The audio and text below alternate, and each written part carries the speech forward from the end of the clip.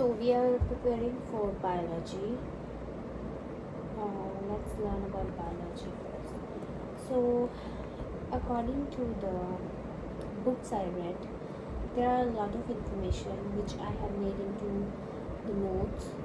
Now these notes I am going to revise. While revising, I will try to be as sharing as possible. So let's start and see how it works. If it is good, then we will continue with this. If it feels like this is a bit not going with the flow and I'm not able to complete the things on time because of this, then we will stick to the normal study session. So let's see how it goes. So first of all, there is notes in relation to the basic chapters of the biology. So our human body consists of 37 trillion cells. If we see the bacterial to eukaryotic cell ratio, the ratio is about 10:1. According to the cell theory, which was given by Robert Hooke, who is inventor of first crude microscope, all living things are composed of cells. Cell is the basic functional unit of life. Cells arise only from pre-existing cells, and cells carry genetic information in the form of DNA. The genetic material passed on from parent to daughter cells is known as DNA, and this DNA consists of all the information which is required for the new cells to be made. So now there are two types of cells. First one is the prokaryotic cells and the second one is the eukaryotic cells. The prokaryotic cells are something which are like single cells. They are unicellular organism, you can say, and do not contain nucleus. The eukaryotes, on the other hand, are multicellular organisms. These are the organisms which are enclosed, nucleus enclosed in a membrane. Yeah. So the eukaryotes are the multicellular, and this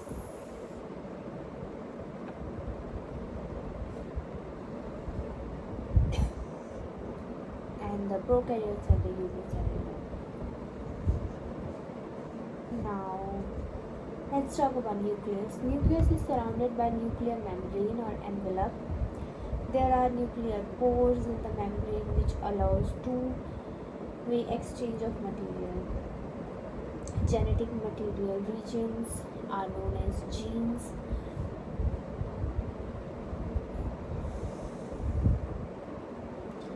Now the linear DNA surrounds the something which is known as histones. This further are developed or are named as chromosomes. Now the subsections of the nucleus present, which is known as nucleolus. These are something which is like, which we can say they are like sections or parts of the nucleus. It's known as nucleolus. Here the ribosomal RNA, which is also known as rRNA, is synthesized into the nucleolus. Now the next thing is mitochondria. So most of us know that mitochondria is known as the powerhouse of cells. It is having an outer membrane plus inner membrane. The inner membrane have several folds. These folds are important because first of all it is known as cristae, and then these folds are important because it gives that particular organelle a lot of space. So as many folds it has, it can consist of several functional unit in those folds, and basically it increases its surface area to work better, efficiently, and as much as possible. The next thing is the intermembrane space. The intermembrane space in the mitochondria consists of matrix. It does the pumping of proton and release ATP synthase to generate ATP during oxidative phosphorylation. The another role of mitochondria, despite of providing energy and keeping the cell alive, it also is capable of killing the cell with the release of enzyme from electron transport chain. This release of the enzyme starts the process known as apoptosis. So of course the mitochondria is a powerhouse of cell. It is important for the normal functioning, for the energy of the cell, but it also has a role in apoptosis. Then comes the lysosomes. The lysosomes have enzymes that breaks down the waste product.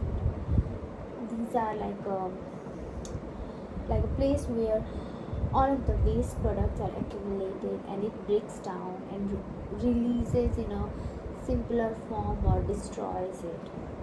Then there is endoplasmic reticulum. Endoplasmic reticulum is also known as like ER. You might see in several places it's written as ER. So series of interconnected membranes that are actually contagious with the nuclear envelope are seen in the endoplasmic reticulum. Endoplasmic reticulum are of two types, smooth endoplasmic reticulum and rough endoplasmic reticulum. So the rough one is having ribosomes on it. So these ribosomes permit the translation of protein destined for secretion into lumen.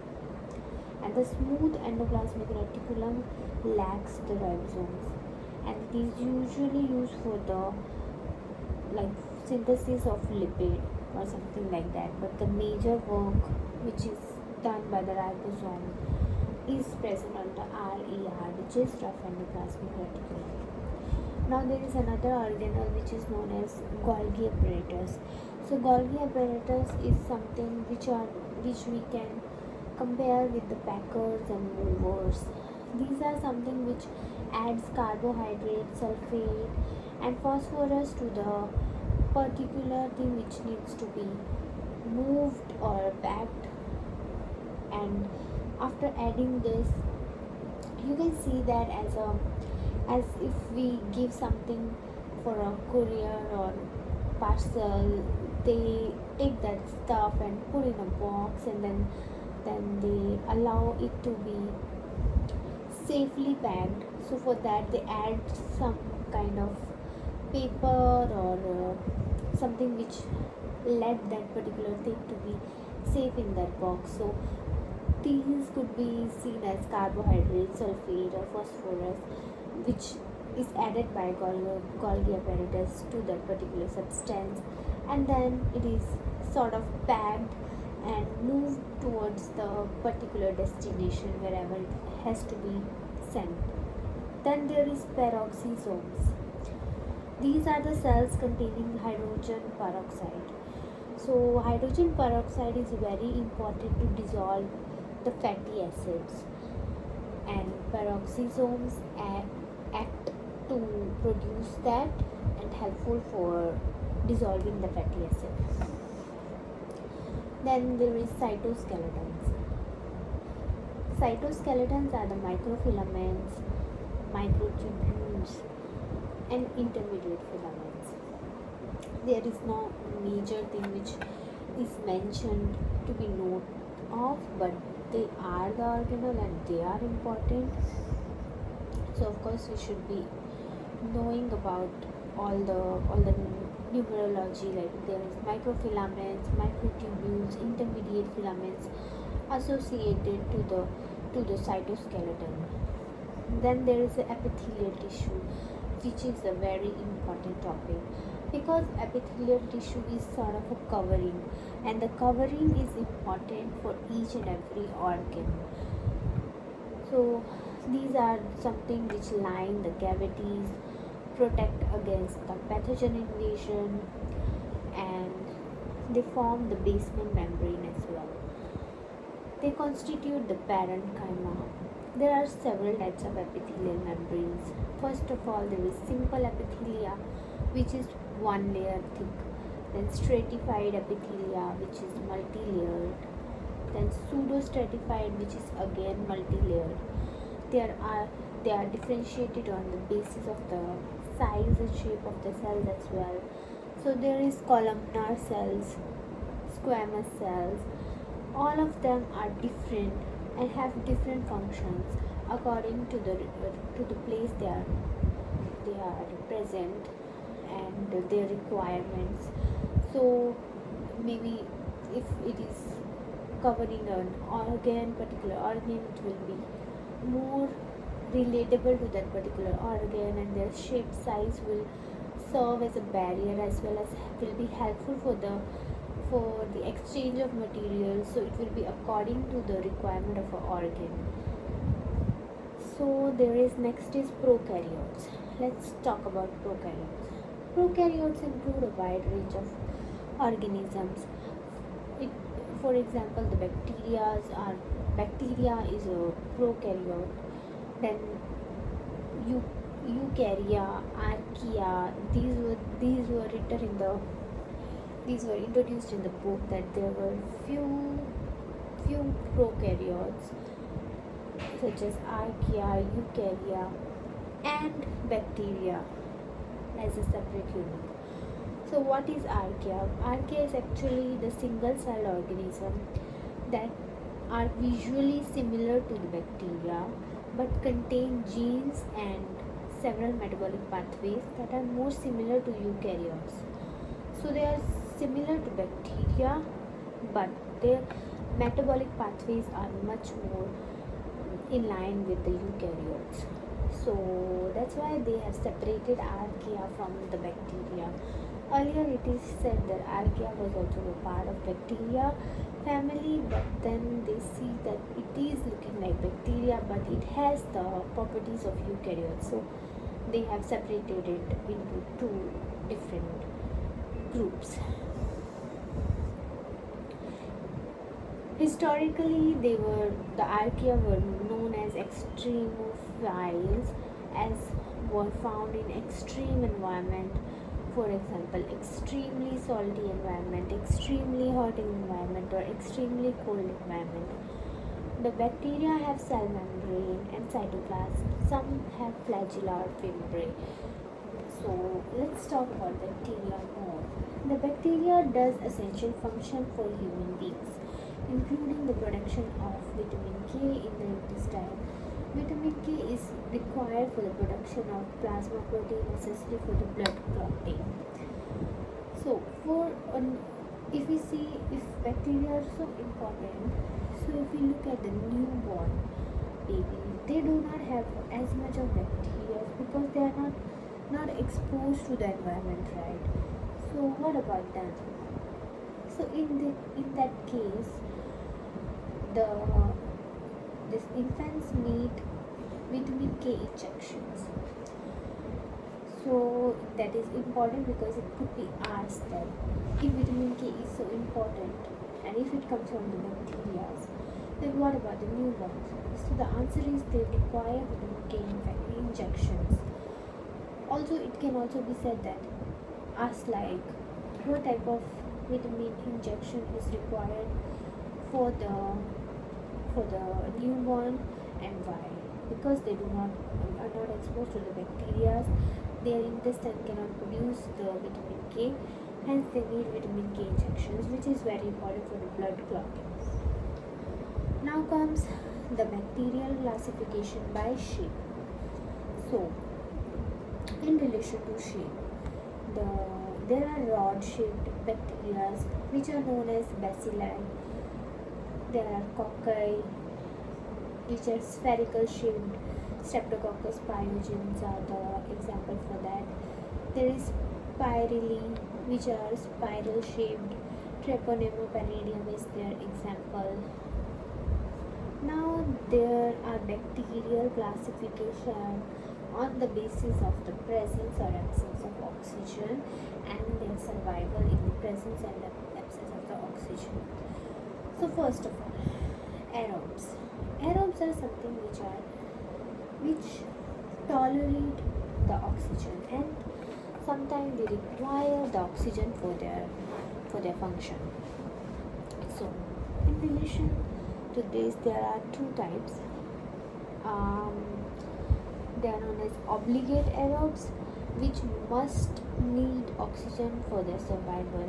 In the absence of oxygen, this type of bacteria cannot survive. Then there is another type, which is known as anaerobes. Anaerobes are not requiring the oxygen for their survival. In fact, the presence of oxygen sometimes is harmful for them or might even deadly for them. So, in relation to the anaerobes, there is first one is obligate anaerobe, for which the presence of oxygen kills them. Then there is facultative anaerobes. These can be metabolized in the presence of oxygen, but only sometimes. Then there is aerotolerance. These are the bacteria which can survive in the presence of oxygen, but oxygen is not required for their metabolism. They are not using it, but yeah, they can tolerate it.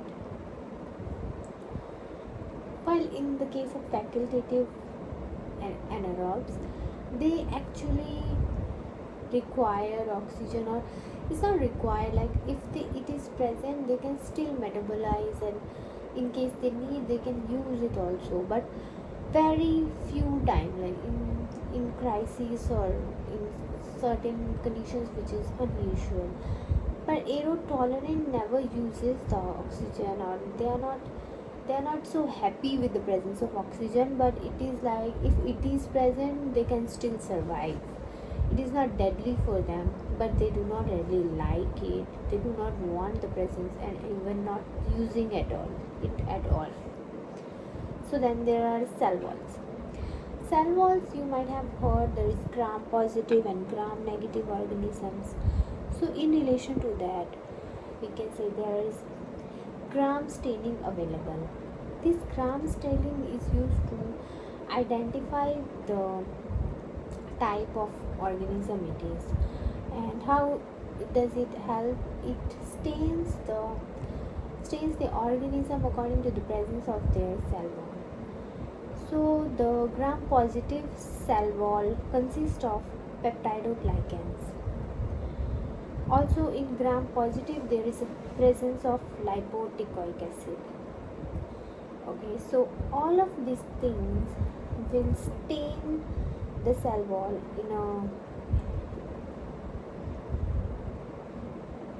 in a violet color. Then these organisms will be seen as a violet color organisms under the microscope. The second is the usage of safranin or the pink stain. This stain is absorbed by the gram negative organisms, and the pink colored organisms seen under the microscopes are the gram negative ones. Then comes genetics and growth of prokaryotes. So in relation to the genetics, we can see there are several type of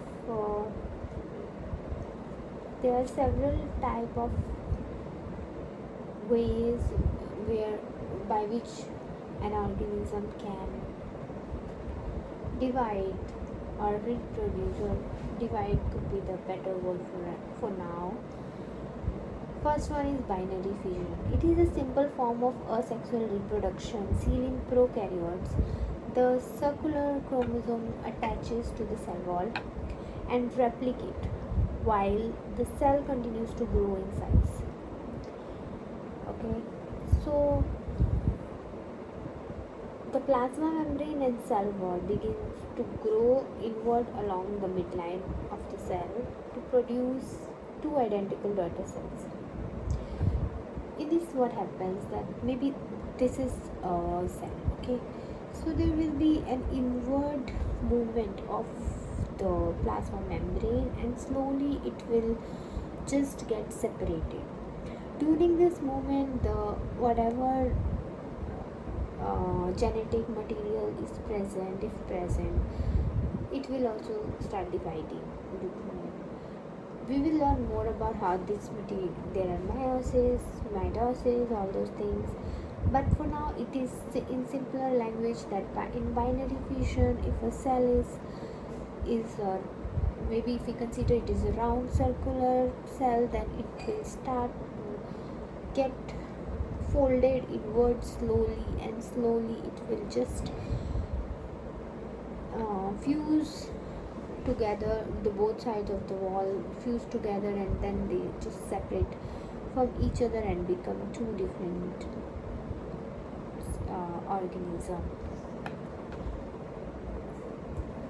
Example for this one is E. coli, which replicates every 20 minutes under the ideal growth conditions. Then comes transformation. So the transformation is something which is integration of a foreign genetic material into the host genome. Like there is a this part we will discuss further in this discussion. But if I give you an overall idea about it,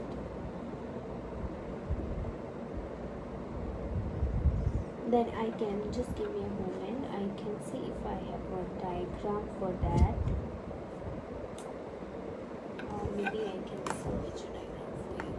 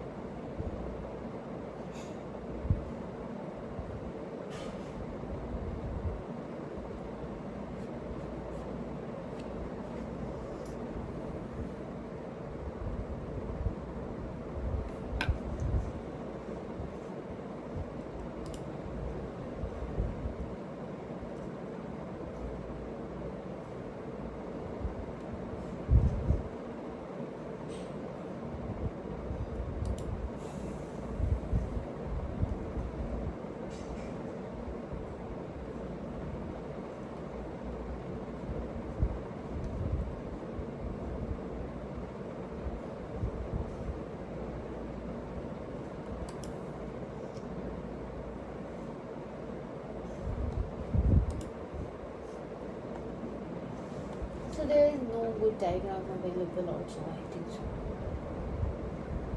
Basically in this what happens that whenever there is a division going to happen, this will integrate a foreign genetic material as well into the normal gene, and whenever this division will happen, the new material will be the combination of the foreign material and the normal material, something like that. I will look into more into this. You can also look more into this. I am not that clear about this particular topic of transformation. Let's skip this for the later part. Then comes the conjugation. Conjugation is the bacterial form of sexual reproduction. Two cells forms conjugation bridge between them that facilitates the transfer of genetic material. It always happens from male towards the female, and it is a unidirectional.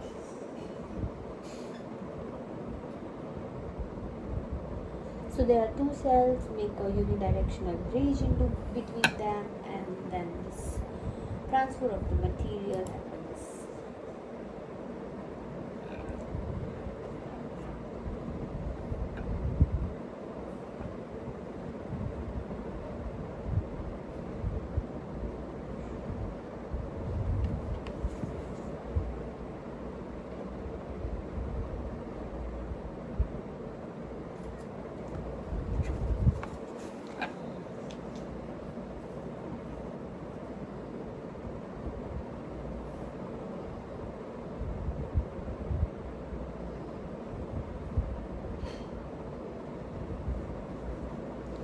Something like this something like this.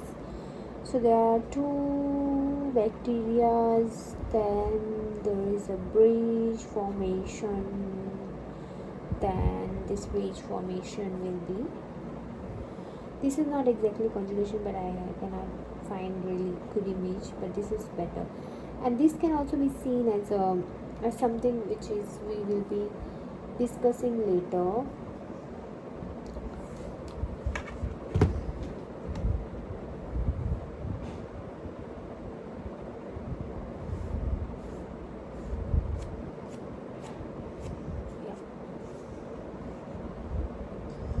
So there are two bacteria, there is a bridge formation and transfer of the genetic material from one bacteria flow towards the second. It is always from male to female, never the other side, of course. In the bacterial, this is known as sexual reproduction, but it is a simpler than the eukaryotic sexual reproduction. Now comes the transduction.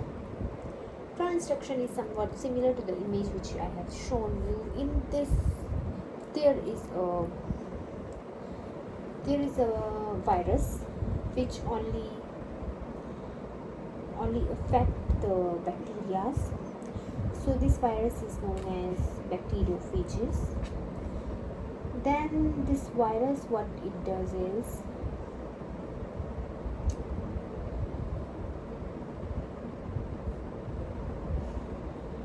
it affect the bacteria, then it enters, the genetic material enters the bacteria.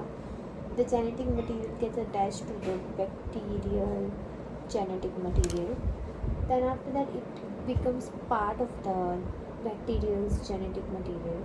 Then of course when the bacteria is going to divide further, the new offsprings we can say are having the genetic material which is consistent of the genetic material of the virus as well.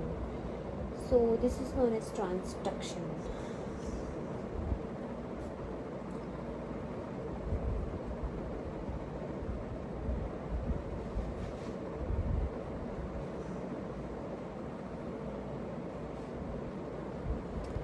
Now there is another thing which is known as, of course there is a separate topic about the viruses. We will going to learn about that now. So viruses are composed of genetic material. They have a protein coat surrounding that genetic material, and it is also known as envelope. That genetic info is mostly in a circular form. That could be linear, that could be DNA or RNA. Protein coat surrounds the DNA or RNA is known as capsid, which may be surrounded by the envelope made up of phospholipids. This envelope is very sensitive to the heat, detergent and desiccation. So whenever there is a certain type of viral, like we can say there was COVID infection, that time we were advised to wash our hands with the soap and detergent thoroughly, because the protein coat is not about the virus which is getting rubbed off or killed directly, but the protein coat which is surrounding that virus is getting dissolved with the help of these detergents and soap, and because that is dissolved, then the virus is exposed to the environment and it cannot survive without being into a cell. So it cannot survive on its own without its envelope, or either it is inside a cell. So there are known as, the envelope is very sensitive to heat, detergent, and desiccation. Thus, the enveloped viruses are easier to kill in comparison to the viruses which are not enveloped. Now, obligate intercellular parasite. These which really needs a cell to be able to alive, or they need their envelope, they are known as obligate intercellular parasites. Now, bacteriophages are the certain type of viruses that only attacks the bacteria. They do not attack the human cell or any other cell. They only attack the bacterial cells. So this was all about the chapter 1, which consists of the basic introduction about the biology. Now we will try to do the few questions in relation to it, and to test our knowledge and do the practice, and later we will try to do another chapter revision.